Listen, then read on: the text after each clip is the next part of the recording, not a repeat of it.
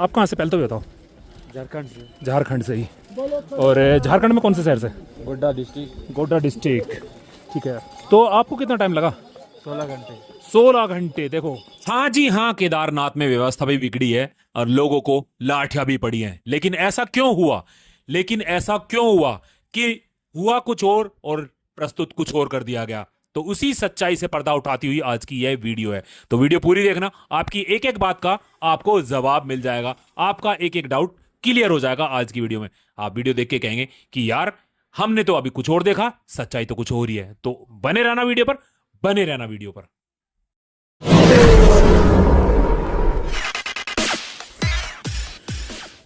जय श्री केदार, हर हर महादेव, हर हर महादेव। तो दोस्तों, आपका स्वागत है मेरे चैनल राकेश तोमर घुमक्कड़ पर। सबसे पहले आप लोगों को एक बात बता दूं, आज की जो ये वीडियो होने वाली ना, ये वीडियो आपको सच्चाई से रूबरू कराने के लिए बनाई जा रही है कि केदारनाथ पे कैसे हालात हैं, क्या हो रहा है, क्या लट बज रहा है, क्या नहीं बज रहा है, क्या आपको जो देख रहे हैं वो सच है, जो आपको दिखाया जा रहा वो सच है या झूठ है। तो ये वीडियो पूरी की पूरी उस पे होने वाली। तो अपना साथ बनाए रखना और अपनी राय, अपने कमेंट इस वीडियो को देख करके जरूर करना कि आपको इस वीडियो देख करके क्या महसूस हुआ और क्या लगा, कि कितनी सच्चाई है और कितना झूठ है। तो शुरू करते हैं आज की वीडियो। तो सबसे पहले आप वीडियो को लाइक करना ना भूलना और हमें पॉइंट देना ना भूलना, जिससे हमारी हाइप बनी रहे। तो जहां पर कमेंट सेक्शन होता उसको थोड़ा सा स्क्रॉल करेंगे लेफ्ट साइड को, तो हाइप यानी पॉइंट देने का आपको ऑप्शन दिख जाएगा। तो उसको जरूर देके जाना। केदारनाथ डोली हमेशा, जब से मैंने देखा है, 4 दिन का समय लेती है। पहले दिन आपका ऊखीमठ से लेकर के गुप्तकाशी, दूसरे दिन गुप्तकाशी से लेकर के फाटा, तीसरे दिन फाटा से लेकर के आपका गौरीकुंड, और चौथे दिन गौरीकुंड से लेकर के धाम यानी केदारनाथ धाम मंदिर पर। तो इस तरह से 4 दिन के समय लेकर के डोली हमेशा ऊपर पहुंचती है। लेकिन इस बार 2026 डोली यात्रा में एक दिन कम लगा है। जो डोली यात्रा ऊखीमठ से चल करके आपका गुप्तकाशी रुकनी थी, वो गुप्तकाशी ना रुक करके सीधी रुकी फाटा। तो दूसरे दिन फाटा से चल करके वो पहुंची सीधा गौरीकुंड, और तीसरे दिन गौरीकुंड से चल करके वो पहुंची दोपहर बाद तक ऊपर मंदिर पे। तो इस तरह से इस बार 3 लगे, हमेशा 4 दिन लगते हैं। और एक चीज और यहां पर आप लोगों को मैं बता दूं कि लोग बाग कहते हैं कि भैया सफर 16 किलोमीटर का नहीं है, 22 किलोमीटर का सफर है। तो आप लोगों को मैं एक चीज बता दूं दोस्तों, कि सफर सिर्फ और सिर्फ 16 किलोमीटर का ही है। ये थक जाते हैं लोग बाग, तो लोगों को किलोमीटर महसूस होने लगता कि यार इन्होंने ये माइलस्टोन गलत लगा रखे हैं। मैं जब से चल रहा हूं क्या 1 ही किलोमीटर आया हूं, क्या मैं तब से चल रहा हूं मैं 1 ही किलोमीटर आया हूं? तो भाई साहब ऐसा नहीं है। माइलस्टोन आपका जो भी लगा वो नाप तोल के ही लगता है। ऐसा नहीं होता कि आपका विश्वास तोड़ने के लिए, या आपको आप डरे ना कि भाई 22 किलोमीटर जाना तो गवर्नमेंट माइलस्टोन को दूर दूर पे लगाती है। ऐसा बिल्कुल नहीं है। ये सफर गौरीकुंड से लेकर के वहां तक का, मंदिर तक का, सिर्फ और सिर्फ 16 किलोमीटर का ही सफर है। ये बिल्कुल फैक्ट है। आपका भाई बहुत लंबे टाइम से जा रहा है, तो आप मेरे पे विश्वास कर सकते हैं कि ये सफर सिर्फ और सिर्फ 16 किलोमीटर का ही है। कोई 20 किलोमीटर या कोई 22 किलोमीटर का सफर नहीं है। तो ये बात आप अपने दिमाग में बैठा के खूब अच्छे से आए कि 22 नहीं 16 किलोमीटर आपको चलना है। हाँ भाई साहब, इतना जरूर है कि आप गौरीकुंड से रामबाड़ा तक आते हैं तो थक तो वहीं जाते हैं बहुत से लोग, लेकिन उनको लगता है कि भाई ऐसा ही सफर है। लेकिन रामबाड़ा के बाद से खड़ी चढ़ाई शुरू हो जाती है, तो ही लोगों को महसूस होता कि यार किलोमीटर बहुत ज्यादा है। तो दोस्तों घबराना नहीं है, किलोमीटर तो 16 ही है। बस आप अपनी स्टेमिना और बाबा का नाम लेते हुए चले आओ तो सफर आसान है। तो बात चल रही थी कि भाई साहब वहां पर इतना बुरे हालात क्यों हैं। तो दोस्तों मैं बता दूं कि मंदिर पहुंचने के बाद जो बुरे हालात हुए हैं, उसके लिए कहीं ना कहीं हम खुद से ही जिम्मेदार हैं।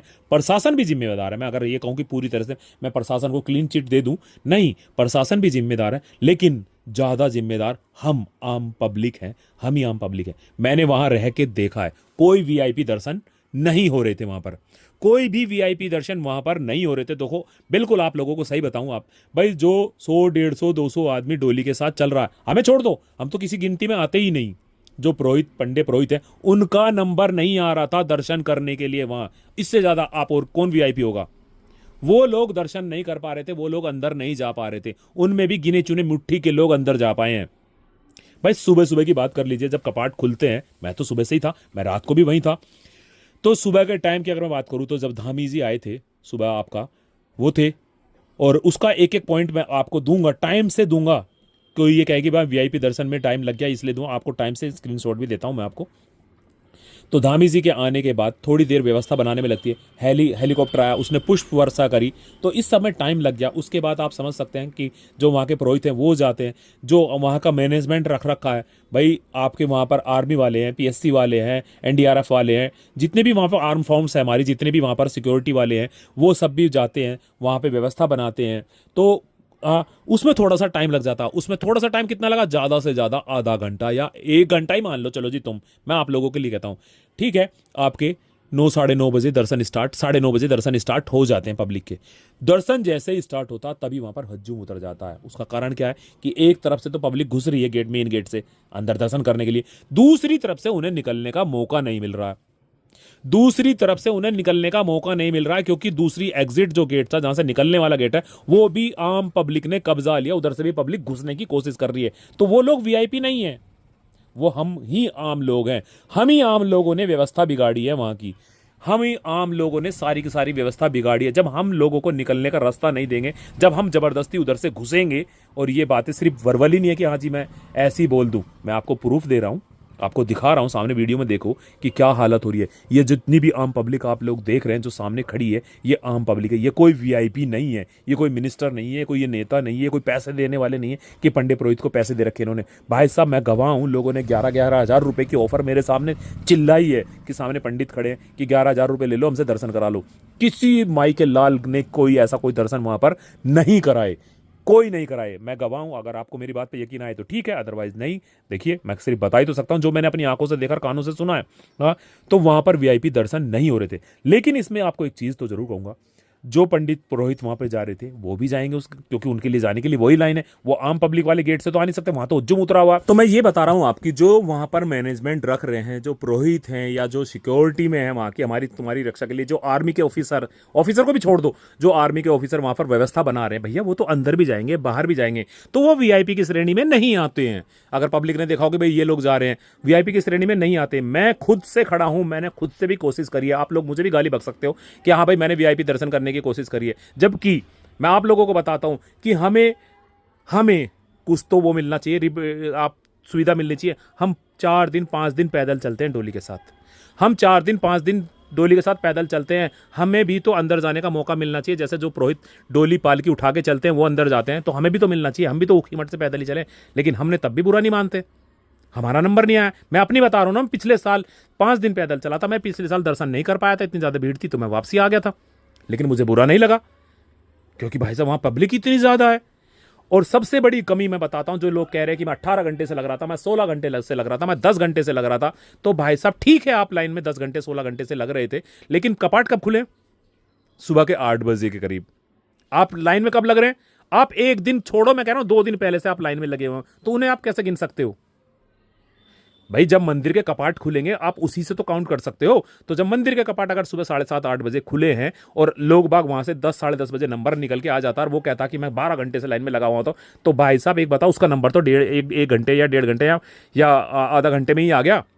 जो बंदा, मैं कहता हूँ आपके कपाट 8 बजे खुले, एक बात मान के चलिए, और उसके 1 घंटा उन्हें व्यवस्था बनाने में लग गया, आपने 9 साढ़े 9 बजे के कपाट फिर दर्शन के लिए खोला, और आपका जो पहला बंदा अंदर घुसा वो 1-1.5 घंटे में ही तो बाहर आ गया, उसको इतना ही तो टाइम लगा। और उसको अंदर मंदिर में अंदर घुसने में और बाहर निकलने में 10 मिनट तो छोड़ दो, मैंने को 4 मिनट 5 मिनट लगे हैं, तो उसको तो 4-5 मिनट में ही नंबर आ गया जब उसने मंदिर के अंदर घुसा। जैसे कपाट खुला सबसे पहला बंदा अंदर घुसा, नहीं घुसा। अब व्यवस्था में जो लोगों में दिक्कत आ रही है वो इसीलिए आ रही है कि लोग बाग, कपाट खुले हैं वहां पर 22 की सुबह को, मैं कह रहा हूं 21 की दोपहर से ही लोग बाग लाइन में लगे हुए थे। डोली थी नीचे गौरीकुंड में और लोग बाग वहां लाइन में लगे हुए थे। तो आपको एक चीज दिखाओ ना, देखो ये दर्शन करने की लाइन है, और भाई साहब इसमें अभी से लोगों ने अपने लाइन के कपड़े बिछा के बैठ गए थे। वो तो डोली आ गई तो सब लोग बाहर निकल आए हैं, सब लोग बाहर निकल आए, अदरवाइज सब यहीं बैठे थे। ये देखो आप लोग,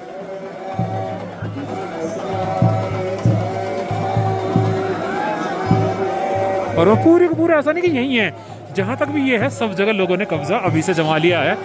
और सब लोगों ने, ये देखो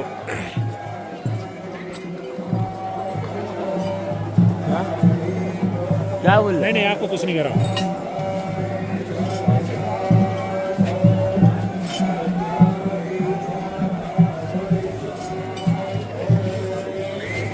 उसे गा रहे हैं सब लोग कि भाई हम इतने घंटे से लाइन में लगे, तो इतने घंटे दो भाई साहब, ये घंटे गिने नहीं जा सकते। देखिए ये घंटे नहीं गिने जा सकते। आप लाइन में लग रहे थे सिर्फ इसलिए कि भाई हमारा नंबर जल्दी आ जाएगा, उसके लिए लगे हुए थे। कपाट नहीं खुले हुए, गेट नहीं खुला हुआ, तो आपने तो काउंट कर दिया कि भाई मैं 16 घंटे से लगाऊं। भाई साहब आप उसको काउंट करो जब दर्शन के लिए खुले कपाट, दर्शन के लिए खुले कपाट आपके 9 साढ़े 9 बजे, हाँ, और उसके बाद से जो गिना उसे गिनो ना आप। व्यवस्था मैं मानता हूं कि आप अगर उसके बाद लाइन में लगते तो आपका पता नहीं कहां नंबर आता जा करके। तो यही वहां पर हुआ, असली मुद्दा यही हुआ। और सबसे बड़ी कमी रही है कि जो एग्जिट गेट था वहां से पब्लिक ने घुसने की कोशिश करी, उन्होंने रास्ता तक नहीं दिया। पुलिस वालों ने, आर्मी वालों ने लोगों के हाथ जोड़े, पैर बोड़े, और भाई सब वहां पर लगातार अनाउंसमेंट होता रहा कि कोई वीआईपी दर्शन नहीं है, कोई वीआईपी दर्शन नहीं है, आप हट जाओ, आप हट जाओ, आप हट जाओ। भैया मैं तो सुबह से लेकर के और मैं शाम को 5 बजे वहां से अपना सफर वापसी के लिए शुरू करा है, तब तक वहां से पब्लिक हट नहीं रही थी। तो क्या फायदा, पुलिस वाले कब क्या करेंगे, फिर आखिरी में आदमी डंडा ही बरसाएगा ना जब नहीं उठेंगे, जब आप मानोगे नहीं। हाँ, अंदर लाइन में लोगों के सब्र का बांध टूट गया। तो लाइनों में जबरदस्त झगड़ा चल रहा है यहाँ पर, ये देखो अंदर लाइन में लोगों के सब्र का बांध टूट गया, क्योंकि लाइन लोग 10-10 घंटे, 8-8 घंटे, 15-15 घंटे से लगे हुए हैं, और लाइन उन्हें दिख रहा कि यार हम अभी तक हमें दर्शन नहीं हुए। तो आपस में ही वो लड़ने लगे। जैसे ही उन्हें दिखता था कि कोई बंदा मेरे से आगे निकल के या लाइन कूद के आगे खड़ा हुआ, तो सब्र का बांध टूटना जायज़ है, उनका सब्र का बांध टूटना जायज़ है। यहाँ प्रशासन फैलता कि प्रशासन लाइन के साथ साथ नहीं खड़ा हुआ था। आपको हर 10 कदम पे, हर 15 कदम पे एक जवान, एक पुलिस वाला खड़ा करना चाहिए था, जो व्यवस्था बना के रखता। जो वहां पर आपको खाने की सुविधा मिलनी चाहिए थी, वहां पर आपको पानी की पीने की सुविधा मिलनी चाहिए थी, कुछ सुविधा नहीं थी उस लाइन में। आपको ना पानी की सुविधा थी, ना आपको कोई खाने पीने की, आप भूखे प्यासे मर रहे हैं। प्रशासन को अलाव जलाना चाहिए था रात के टाइम, जो लाइन में लग रहे थे उन लोगों के लिए व्यवस्था कुछ ना कुछ करनी चाहिए थी कि लोगों को ठंड ना लगे। यहाँ प्रशासन फैलता, ये मैं आप लोगों के साथ हूँ, बिल्कुल कहूँगा। लेकिन वीआईपी दर्शन वाली बात पे मैं कहूँगा कि वीआईपी दर्शन नहीं हो रहे थे, नहीं हो रहे थे। अगर आप हर किसी को वीआईपी मान के चलेंगे, जो वहाँ पर व्यवस्था बना रहे हैं उन्हें भी आप वीआईपी मान के चलेंगे, तो फिर तो देखो कुछ कह नहीं सकते। बाकी वैसे वीआईपी कोई नेता नहीं आ रहे थे, किसी को, आम पब्लिक को दर्शन नहीं कराए जाने थे। पैसा वहाँ पर बिल्कुल नहीं चल रहा था, और ये बात मैं आपको 22 तारीख की बताता हूँ, ठीक है ना। अब 23 तारीख में वहाँ क्या है और 24 तारीख में वहाँ पर क्या, उसका मैं नहीं कह सकता। तो जय श्री केदार, हर हर महादेव, हर हर महादेव। उम्मीद करता हूँ आपको जानकारी अच्छी लगी होगी। अगर अच्छी लगी हो तो वीडियो को लाइक और कमेंट करके ज़रूर जाना, और जिन लोगों ने अभी तक चैनल को सब्सक्राइब नहीं किया वो चैनल को सब्सक्राइब करके ज़रूर जाएं। तो जय श्री केदार, हर हर महादेव, हर हर महादेव।